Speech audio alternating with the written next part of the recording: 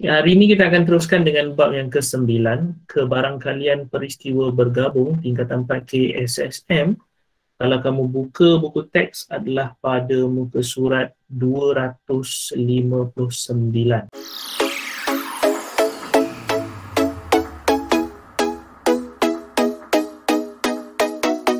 Okay, 259, 9.3.3. Okay, kita nak tengok apa yang ada. So masih lagi di bawah subtopik peristiwa saling eksklusif dan peristiwa tidak saling eksklusif. Kita dah tengok benda ni pada hari Jumaat minggu lepas, kalau tak salah cikgu. So hari ni kita sambunglah sedikit lagi. So 9.3.3 dia punya standard pembelajaran ialah menentukan kebarangkalian peristiwa bergabung bagi peristiwa saling eksklusif dan peristiwa tidak saling eksklusif. Untuk flashback ataupun orang kata sebagai ulang kaji semula, saling eksklusif ini adalah gambar yang tidak bertindih, tidak saling eksklusif ini adalah gambar yang bertindih. Saling eksklusif, gambar yang tidak bertindih ataupun tidak berkongsi. Tidak saling eksklusif bermaksud dia adalah bertindih dan juga berkongsi. Aktif pula kita tengok competition sharing tadi dan bagus. Okay, kita nak teruskan kepada contoh yang ke-9 surat 259. So kita dah belajar berkenaan dengan rumus. Okay, rumus yang ada untuk saling eksklusif dan juga tidak saling eksklusif, iaitu rumus penambahan kebarangkalian pada muka surat 256.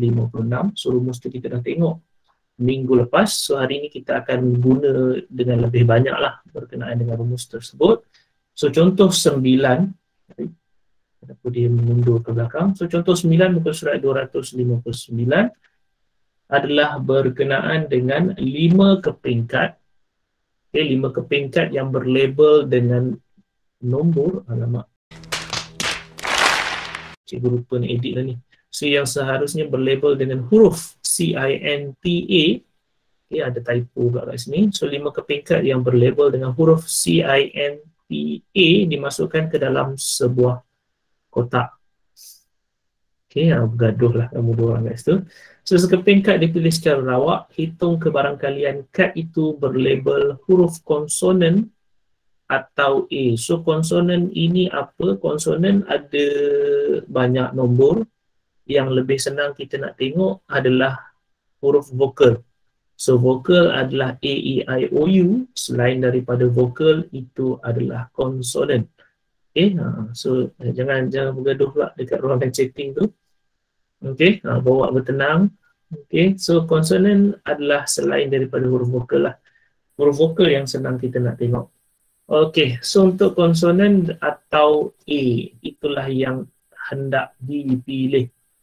Okay, kita nak tengok penyelesaian dia. So kalau ikutkan kamu punya peristiwa konsonan atau huruf A, sebab inilah konsonan, inilah peristiwa kamu memilih konsonan atau huruf A. So kita tulis dalam bentuk macam ni. So atau itu ialah, sekejap cikgu macam dengar sesuatu, ada yang on mic. Macam ni. Ada pula. Okay. Boleh dengar suara cikgu tak apa? So juga ada problem nak mana. Okay. Boleh dengar cikgu. Okay. So P konsonan atau huruf A. So kalau ikutkan dekat sini cara penulisan dia, peristiwa konsonan, peristiwa memilih konsonan atau huruf A. So atau ini kita akan guna simbol U ke atas macam ni, iaitu simbol kesatuan ataupun simbol semua. So mana cikgu tahu benda ni? Ada daripada slide kita yang minggu lepas. Kalau dan, okay, kalau dan dia adalah simbol U terbalik yang membawa maksud sama ataupun persilangan. So kalau atau dia adalah U sebenar yang kita maksudkan sebagai semua ataupun kesatuan. So soalan kamu ini adalah berkenaan dengan atau. So atau adalah simbol U ke atas. So kita tukar sahaja simbol dia. So kalau kamu tengok dekat sini konsonan daripada huruf C-I-N-T-A. So huruf konsonan adalah C, N dan juga T sahaja. C, N dan juga T sahaja. Manakala I dengan A ni adalah huruf vokal.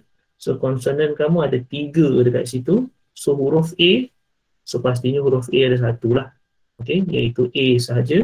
So dekat sini kalau kamu boleh nampak konsonan huruf ataupun elemen untuk konsonan dan juga elemen untuk huruf A, dia adalah huruf yang berbeza ataupun elemen yang berbeza. Okay, so konsonan adalah jawapan CNT, huruf A adalah A. So di antara dua benda ini adalah dua perkara yang berbeza. So apabila dua perkara berbeza, soalan kamu kalaulah dia nak tanya apa tu? Okay. So untuk saling eksklusif ataupun tidak saling eksklusif, so seharusnya dia tidak berkongsi jawapan yang sama. Okay, dia tidak ada jawapan yang sama, tidak berkongsi jawapan yang sama, seharusnya dia adalah saling eksklusif. Okay, manakala dia tiada elemen yang sama, bermaksud dia adalah saling eksklusif. Okay, sebab dia tidak berkongsi jawapan yang sama. So apabila dia saling eksklusif, bermaksud dia adalah tidak bertindih. So ini yang dimaksudkan dengan saling eksklusif. Dia tidak bertindih. So apabila tidak bertindih, so rumus dia adalah tambah sahaja macam ni. Okay, so PA tambah dengan PB. So untuk soalan kita dekat sini, kita akan ada P konsonan tambah dengan P huruf A lah.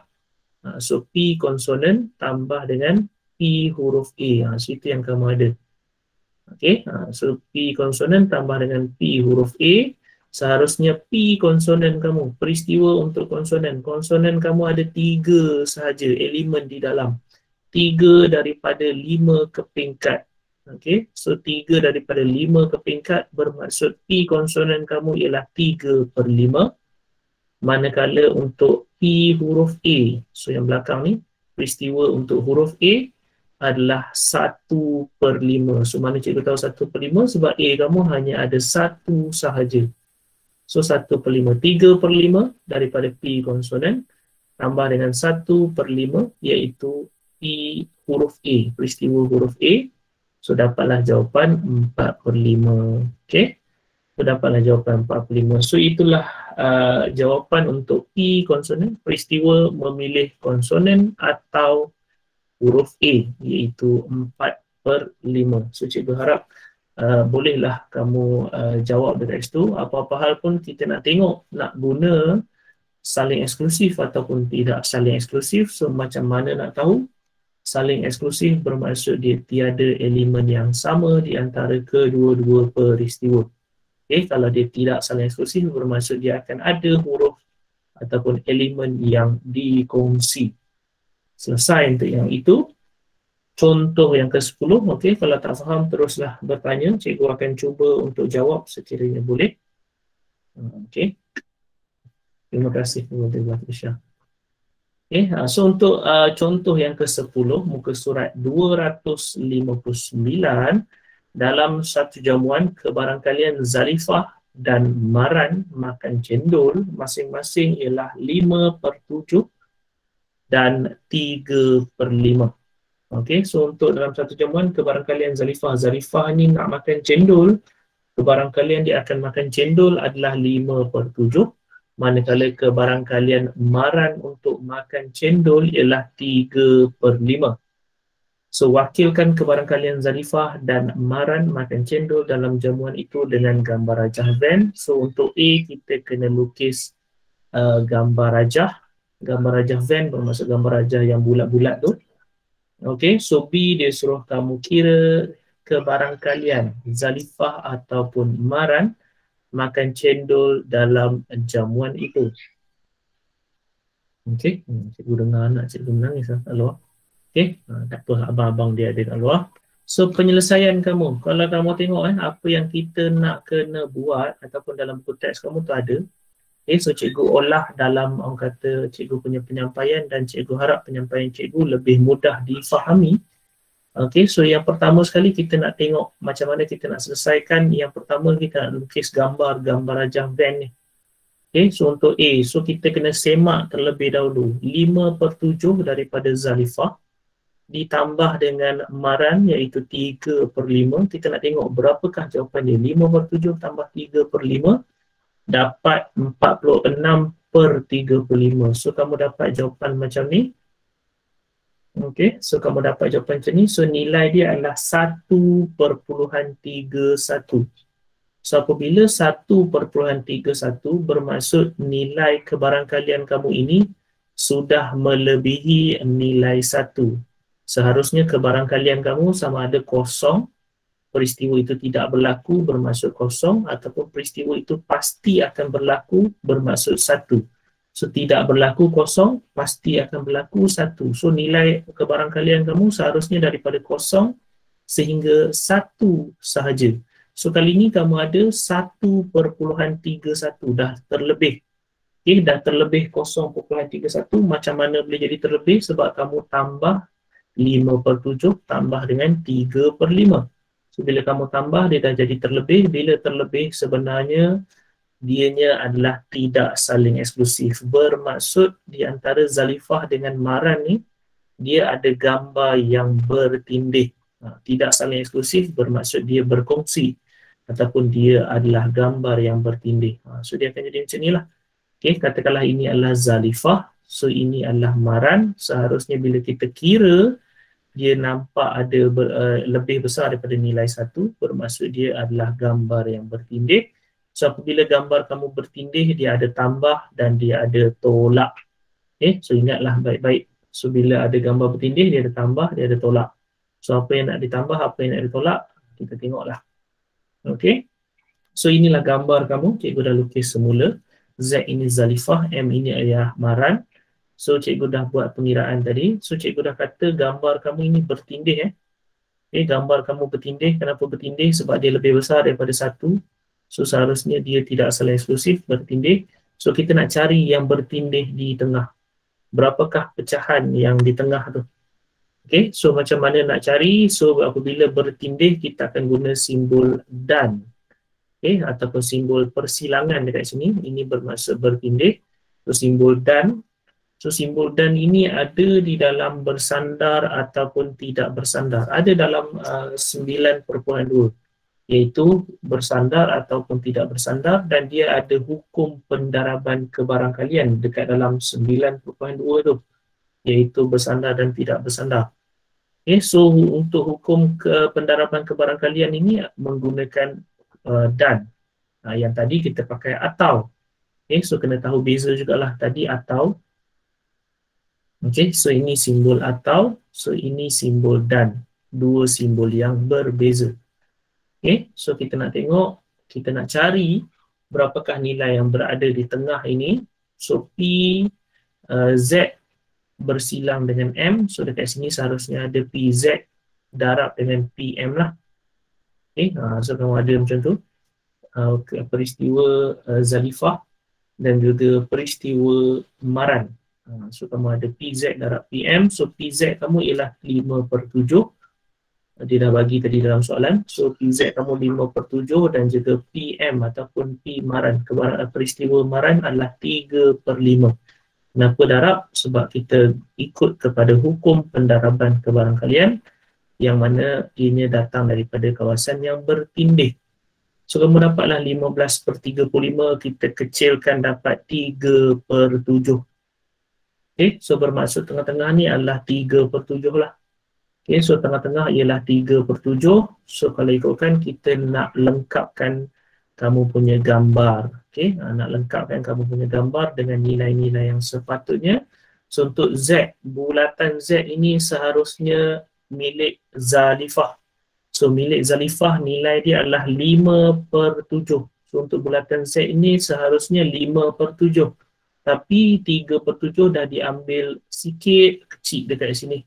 So kalaulah kesemuanya adalah 5/7 tolak dengan 3/7, kita dapatlah bahawa dekat sini ialah 2/7. So yang lebihnya dekat sini 2/7, barulah kamu ada 5/7. secara total untuk bulatan Z. Okey, selesai untuk yang itu. So untuk P maran, peristiwa untuk memilih maran, so maran kamu ialah 3/5. Okey, PM kamu ni untuk maran ini ialah 3/5. So 3/5 satu bulatan besar 3/5. So kamu kena tolak dengan 3/7 supaya kita dapat yang di sebelah ini sahaja. So 3/5 tolak 3/7 dapatlah 6/35. So boleh kamu tulis dekat situ. Okay. So nampak macam dah selesai. So kita semaklah balik. Okay, kita semak balik. Macam mana, apa maksud cikgu semak balik? Kita tambahkan ketiga-tiga nilai. 2/7 tambah 3/7 tambah 6/35. Kita buat operasi tambah 2/7 tambah 3/7 tambah 6/35. So kamu dapatlah jawapan 31/35. 31/35 ni adalah jumlah Z campur dengan jumlah M. So total yang kamu nampak ni lah 31/35. So cikgu dah cakap untuk kebarangkalian nilai yang paling besar ialah 1, nilai yang paling kecil ialah 0. So kalau ikutkan dekat sini kamu masih belum cukup 1 ni. Sebab kalau 1 dia seharusnya 35/35 lah. Itulah baru kita panggil sebagai 1. So 31 baru dekat sini. Per dengan 35 bermaksud kamu ada 4 lagi nilai yang hilang, iaitu 4/35. So kita ambil lah nilai 1 tolak dengan 31/35 yang dekat sini. So dapatlah 4/35. So 4/35 ni dia duduk di mana? Dia akan duduk di luar daripada bulatan Z dan juga di luar daripada bulatan M. So apa yang cikgu masukkan dekat sini, cikgu lukis balik sahaja gambar. So kita akan lukis set semesta. Set semesta adalah set yang paling besar dan yang paling luar. So set semesta harus dilukis dan kalau ikutkan kamu akan letak 4/35 dekat sini. So kamu boleh nampak Zalifah 5/7, maran adalah 3/5. So nilai-nilai yang dalam ni kalau kamu tambah 1, 2, 3 ni baru dapat 31/35. So kita masih ada baki 4/35 iaitu yang berada di luar bulatan. Tetapi seharusnya ada di dalam set semesta. So inilah gambar rajah Venn yang seharusnya kamu lukis untuk soalan A. Sebab A dia suruh kamu lukis gambar rajah Venn. So selesai. Juga harap bolehlah kamu faham dekat situ. Jadi, jangan lupa untuk like sebagai tanda anda memperoleh ilmu daripada tontonan ini.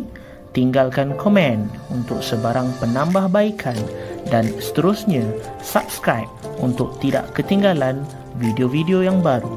Sehingga kita berjumpa lagi. Assalamualaikum warahmatullahi wabarakatuh.